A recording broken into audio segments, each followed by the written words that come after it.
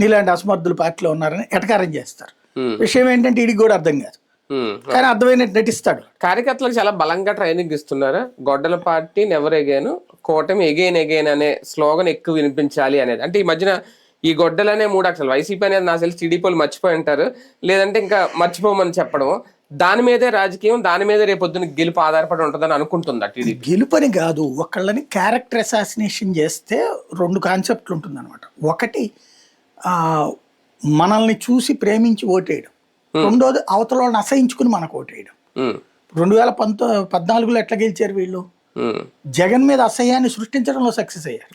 అతను జైలుకి వెళ్ళాడు, దుర్మార్గుడు, రాజారెడ్డి వారసుడు, లేకపోతే గనక హత్య రాజకీయాలు చేస్తాడు, ఇట్లాంటిది పదే పదే చెప్పడం, జైలు నుంచి బయటకు వచ్చాడు అన్నటువంటి కాన్సెప్ట్.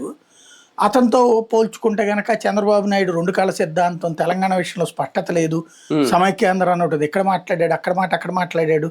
ఏమి అంత పెద్ద పొలిటీషియను, అంత సుదీర్ఘ అనుభవం ఉన్నటువంటి వాడు రాష్ట్ర విభజనకు సంబంధించి కాంగ్రెస్ ఆడే నాటకంలో పావు అయిపోయాడు. ఇట్లాంటిదంతా ఉన్నటువంటి దాన్ని పక్కన పెట్టేసేసి ఆయన అదేది కాలజ్ఞాని, అనుభవజ్ఞుడు, ఆయనకు ఉన్నటువంటి అనుభవం ఇంకెవరికి లేదనేటటువంటి ఒక కాన్సెప్ట్ తెర మీద చేసుకొచ్చారు. నడిచిపోయింది. ఇప్పుడు హైదరాబాద్లో ఏళ్ల తరబడి ఉద్యోగాలు వస్తానే ఉంటాయి, బాబు వస్తే కానీ జాబ్ రాదు, జాబే లేదు అక్కడ అన్నట్టు.